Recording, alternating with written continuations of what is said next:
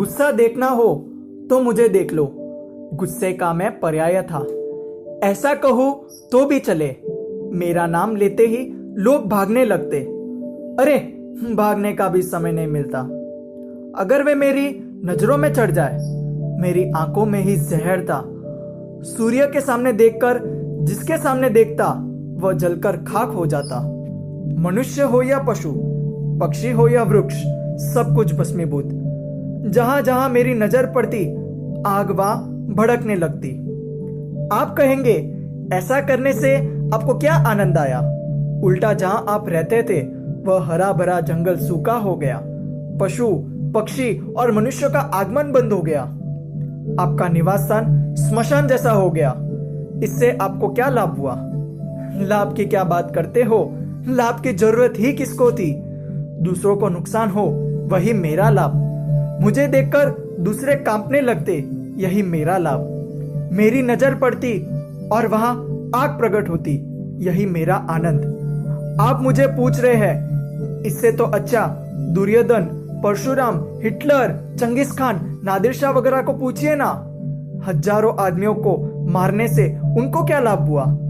झगड़ालुओं को पूछो, निरंतर झगड़े करने से आपको क्या लाभ हुआ? उल्टे लोग आपसे विमुख हो गए, आपको धिक्कारने लगे, आपके आगमन से अरुचि होने लगी। क्या लाभ हुआ झगड़ा करने से? लेकिन झगड़ालुओं से आपको कोई जवाब नहीं मिलेगा। झगड़ा ही उनका जीवन और झगड़ा ही उनका भोजन होता है। क्रोध उनके व्यक्तित्व का अंग बन चुका होता है। क्रोध की ज्वाला को ज्योत मानकर वे उसे हमेशा पूजते रहते हैं। क्रोध के बिना उन्हें सब कुछ सुना सुना लगता है। क्रोध ही प्रभाव है, ऐसी उनकी मान्यता होती है। ऐसे लोगों को विध्वंस में आनंद आता है। सबको छिन्न भिन्न कर देना यह उनका जन्मजात स्वभाव होता है। कितने का जन्म ही मानव विध्वंस के लिए हुआ होता है। परशुराम, हिटलर इत्यादि ने क्या किया? कितने लोगों को मौत के घाट उतारे। अंत में उन्हें क्या मिला? कौन सा आनंद मिला? दूसरों को सताने से मिलता विकृत आनंद, यही उनका भोजन था। मैं भी किसी काल चोगड़िए में जन्मा हुआ ऐसा ही सांप था। आप मानव भी यदि करोड़ों लोगों को मार डालने वाले क्रूर बन सकते हो, कत्ल खाने चलाकर करोड़ों पशुओं को कुचल डालते हो, तो मैं तो प्राणी था, सांप था और मैं लाचार था। मैं दृष्टिविहीन सर्प था। मेरी आंखों में ही जहर था। जिसके सामने देखता वह जलकर खाक हो जाता। अवतार ही ऐसा मिला, उसमें क्या हो सकता था? पूरे दिन आंखें मूंद करके तो बैठे नहीं जा सकता। यद्यपि आंखें बंद करने का मुझे विचार भी नहीं आता था। मुझे तो दूसरों को जलाने में ही आनंद आता था। सामने वाले को जलते देखकर मैं मन ही मन खुश होता था। दूसरों का आक्रांत मेरा आनंद था। दूसरों की आग में मेरा बाग था। न जाने कितने ही मनुष्य, पशु, पक्षियों को मैंने जलाकर खाक कर दिए होंगे। मानव तो मेरे रास्ते पर आते ही बंद हो चुके थे। कोई भूला भटका पशु या इधर उधर उड़ता कोई पक्षी मेरी चपेट में आ जाए तो हो गया। वृक्ष तो सभी टूंटे बन चुके थे। एक बार अचानक ही पत्तों की आवाज आई। आवाज से लगा कि कोई मनुष्य ही आ रहा है। मैंने देखा तो दूर से कोई आदमी आ रहा था। मेरा हृदय नाच उठा। चलो, बहुत समय के बाद आज आदमी को जलते हुए देखने का आनंद आएगा। मुझे देखकर दूसरे लोग तो मुट्ठी बांधकर भागने लगते, लेकिन यह मनुष्य तो बिल्कुल शांत और स्वस्थ होकर मेरी ओर आता ही रहा। मैं गुस्से से कांप उठा।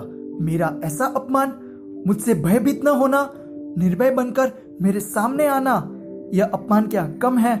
मैंने सूर्य के सामने दृष्टि लगाकर उसके सामने देखा, लेकिन रे, इसको तो कुछ भी असर न हुआ। पहली बार मुझे ऐसी निष्फलता मिली। वह आदमी तो अजीब था। वह तो मेरे पास आकर खड़ा ही रह गया। अब तो मेरे अपमान की हद आ गई। ऐसे कोई खड़ा रह जाए, उसमें मेरी मर्यादा कहाँ रही? इसे तो बराबर पाठ पढ़ाना चाहिए। बिना काटे ठिकाना नहीं पड़ेगा। मैंने उसके अंगूठे पर जोर से डंक मारा। डंक मारकर तुरंत ही मैं दूर सरक गया। कहीं यह आदमी मुझ पर एकदम गिर पड़े। हजारों को मारने वाला मैं, कोई मुझे न मारे, इसलिए कितनी कड़ी निगरानी रखता था। परंतु वह मनुष्य तो अभी भी ऐसे ही खड़ा था। उसके अंगूठे में से खून नहीं, किंतु मानो दूध निकल रहा था। ऐसा आदमी मैंने जिंदगी में कभी नहीं देखा था। इस जगह दूसरा कोई होता तो लकड़ी मारता, स्वयं भागने का प्रयत्न करता, लेकिन यहाँ ऐसा कुछ भी नहीं था।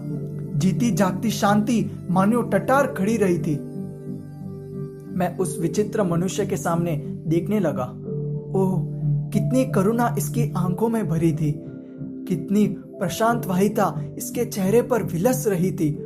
रूप भी कितना झलक रहा था, मानो एक साथ 100 चंद्र उग निकले हो। ऐसा रूपवान, ऐसा शांत, ऐसा स्वस्थ मनुष्य मैंने कभी नहीं देखा था। मानव ऐसा हो सकता है, इसकी मुझे कल्पना तक नहीं थी। मैं बराबर उसके सामने देख रहा था, तब वह मानव अत्यंत मधुर आवाज से बोला, पूज्य पूज्य चंड कौशिया। क्या मिठास थे उन शब्दों में, मानो आम्र की डाली पर कोयल का कूकना, मानो चांदी की घंटी का झंकार, मानो शक्कर को वाचा मिली। मैं उस मिठास और प्यार से अभिभूत हो गया। उस मनुष्य के नेत्रों में से निकलती करुणा मेरे हृदय में उतर रही हो, ऐसा मुझे लगा। मैं उसके मुख के सामने एकटक देखता ही रहा, देखता ही रहा। देखते देखते मुझे कुछ याद आने लगा। ऐसा रूप, ऐसा मुख कहीं देखा है, कहीं देखा है। मैं अपने अचेतन मन में गहरा उतरता गया, उतरता गया।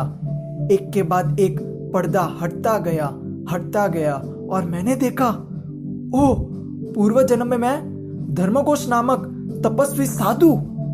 जीवन में तप था सही, लेकिन समता नहीं। कोई मुझे कुछ कह दे, वह मैं सहन नहीं कर सकता था। क्रोध का मूल अभिमान में मैं तपस्वी, और मुझे कोई कह दे, मेरा अहंकार फुफकार मार रहा था। एक दिन दमदम नाम के बाल मुनि के साथ मैं गोचरी जा रहा था, तब पैर के नीचे छोटा सा मेंढक कुचल कर मर गया। बाल मुनि ने कहा, महाराज, आपके पैर के नीचे मेंढक मर गया। मैं बड़ा तपस्वी, और मुझे कोई छोटा साधु कह दे, मेरी इज्जत क्या। मेरे अहंकार ने गर्जना की। मैंने कहा, अच्छा, मेंढक कुचला गया, दूसरे सभी कुचले हुए मेंढक भी मैंने ही मारे हैं, ऐसा ही समझ रहा है ना। अहंकारी मनुष्य अपनी भूल का बचाव कैसे विचित्र ढंग से करता रहता है। भूल स्वीकारने की बात तो दूर रही, पर वह यह तो उल्टा सामने वाले व्यक्ति के ऊपर ही टूट पड़ता है। ऐसे अहंकारी क्रोधी मनुष्य का एक ही उद्देश्य होता है कि फिर कोई मेरे सामने चू भी ना कर सके। एक बार प्रभाव जमा दे, फिर किसी की मजाल नहीं कि अपनी भूल बता सके। परंतु बाल मुनि तो मेरे पीछे ही पड़ गए। 2-3 बार मेंढक की विराधना याद करवाने के बाद शाम के प्रतिक्रमण में भी याद दिलाया। अब मैं क्या शांत रहूं? इस लड़के को तो मारकर ही सीधा करना पड़ेगा, नहीं तो यह मेरा जी खा जाएगा। ऐसे ही किसी विचार के साथ मैं उसको मारने दौड़ा। मुझे गुस्से में आते देखकर वह बाल मुनि तो अंधेरे में कहीं छू हो गए। मैं उसे पकड़ने दौड़ा, किंतु कहाँ वह चलचन बाल मुनि और कहाँ मैं बूढ़ा। दौड़ने गया, लेकिन पकड़ न सका। रास्ते में खंबे के साथ टकराया। अंदर और बाहर दोनों ओर अंधेरा था, इसलिए स्तंभ दिखा ही नहीं। बाहर रात का अंधेरा और अंदर क्रोध का अंधेरा। जोर से स्तंभ के साथ टकराने से मेरा सिर फट गया। कोई समाधि देने के लिए आए, उसके पहले तो मेरे 100 साल पूरे हो गए। भवांतर में मैं एक आश्रम का तापस बना। गुस्से के संस्कार तो मैं साथ ही लाया था। आश्रम में कोई आकर यदि मेरे वृक्ष या फलों को हाथ भी लगाता तो उसकी आ बनती। मैं कुल्हाड़ी लेकर उसके पीछे दौड़ता। मेरा नाम तो था कौशिक तापस, लेकिन प्रचंड गुस्से के कारण लोगों ने मेरा नाम रखा था चंड कौशिक तापस। आप भी यदि गुस्सा करोगे तो लोग आपका भी नाम बदल देंगे। ध्यान रखना, नाम होगा शांतिलाल, किंतु शांति का अंश भी नहीं होगा तो लोग कहेंगे चंड शांतिलाल। उन आचार्य का नाम तो था रुद्राचार्य, परंतु गुस्सा इतना था कि लोगों ने नाम रख दिया चंड रुद्राचार्य। मेरा गुस्सा इतना प्रचंड था कि मेरे 500 शिष्य भी मेरे पास टिक नहीं सके, सभी भाग गए। एक बार कुछ कुमारों को मैंने अपने आश्रम से फल तोड़ते देखा। मेरे क्रोध का आवेश तीव्र हो गया। कुल्हाड़ी लेकर मैं मारने दौड़ा, परंतु रास्ते में एक खड्डे में गिरा। मेरी कुल्हाड़ी ने मेरी खोपड़ी तोड़ डाली। मरकर अब मैं इस भव में दृष्टिविष सर्प बना था। पूर्व भव का नाम चंड कौशिक इस भव में भी लग गया था। मैं प्रभु के समक्ष मन ही मन बोल रहा था, प्रभु मेरा कितना सारा अधःपतन हो गया। कहाँ तपस्वी मुनि, कहाँ दृष्टिविष सर्प, कहाँ शिखर, कहाँ खाई। क्रोध के साथ प्रेम करके मैंने क्या पाया?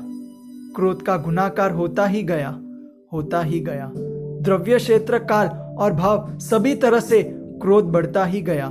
कर्मसत्ता ने जैसे चुनौती दी, दोस्त तुझे क्रोध बहुत अच्छा लगता है, ले तुझे ऐसे स्थान में डाल दूं जहां क्रोध की सुविधा अच्छी तरह से मिलती ही रहे। हाँ, इस संसार में हम जो चाहते हैं वही मिलता है। क्रोध अच्छा लगता है तो क्रोध की सामग्री मिलती है। क्षमा पसंद है तो क्षमा की सामग्री मिलती है। मोक्ष अच्छा लगता है तो मोक्ष की सामग्री मिलती है। संसार के इच्छुक है तो संसार की सामग्री मिलती है। अब तक मोक्ष क्यों नहीं मिला? हमने मोक्ष की इच्छा ही नहीं की, इसलिए नहीं मिला। संसार इसलिए मिला है कि हमने इसी की इच्छा की है। जिसकी इच्छा करो वह मिलता ही है। संसार का यह शाश्वत नियम है। सुख मांगने पर भी क्यों नहीं मिलता, ऐसा मत पूछना, क्योंकि आपका सुख दुख का ही दूसरा नाम है। सुख की इच्छा से आप दुख को ही आमंत्रण दे रहे हैं। द्रव्य, क्षेत्रादि से अब हम विचार करें। द्रव्य से साधु अवस्था में मारने के लिए मात्र रजोवरण ही था।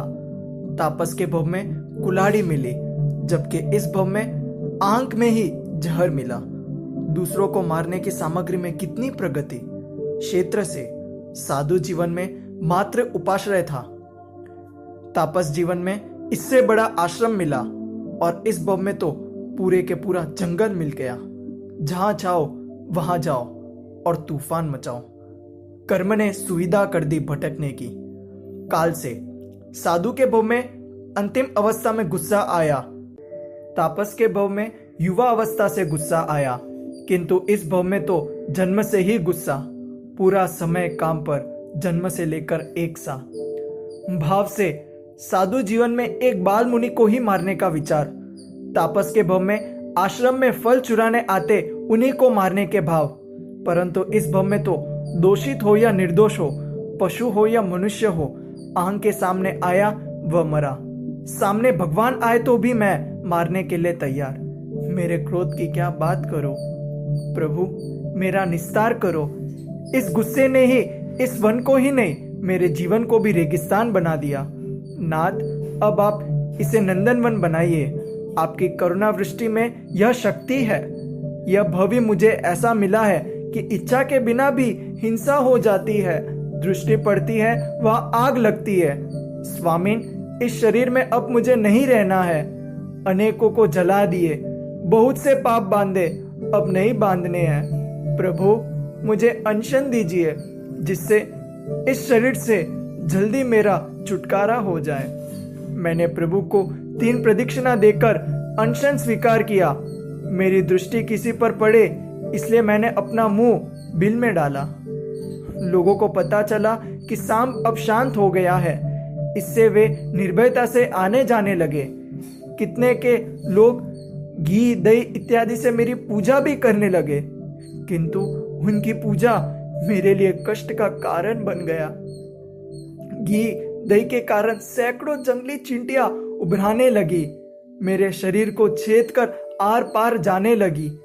मेरे शरीर को चींटियों ने छलनी जैसा बना दिया। मुझे असहनीय वेदना होने लगी। फिर भी मैं सोच रहा था, हे जीव, तूने सैकड़ों की जान ली है, उन्हें कैसी वेदना हुई होगी। उस वेदना के सामने तो यह वेदना कुछ भी नहीं। हे जीव, सहन कर, सहन कर। स्वेच्छा से सहन करने में अमाप लाभ है। मैंने अपने मन और शरीर पर पूरा पूरा नियंत्रण बनाए रखा। मन में थोड़ी भी खिन्न नहीं हुई और शरीर थोड़ा भी हिलने नहीं दिया, क्योंकि यदि मैं शरीर हिलाऊं तो सैकड़ों चींटियां मर जाए। नहीं, अब मैं अधिक पाप नहीं करना चाहता। पूरे 15 दिन तक ऐसी वेदना समाधि पूर्वक सहन करने के बाद मेरी मृत्यु हुई। परम करुणा के सागर प्रभु तब तक मेरे पास ही रहे। मरने के बाद आज मैं कहाँ हूँ जानते हो? आज मैं सहस्त्रार नामक 8वें देवलोक का देव हूँ। क्रोध के कारण मैं साधु में से सांप बना, क्षमा के कारण सांप में से देव बना। आप क्या पसंद करोगे, क्रोध या क्षमा? क्षमा का संदेश देता मेरा जीवन आपके सामने है। सवाल आपकी इच्छा का है। मैं छंद कौशिक।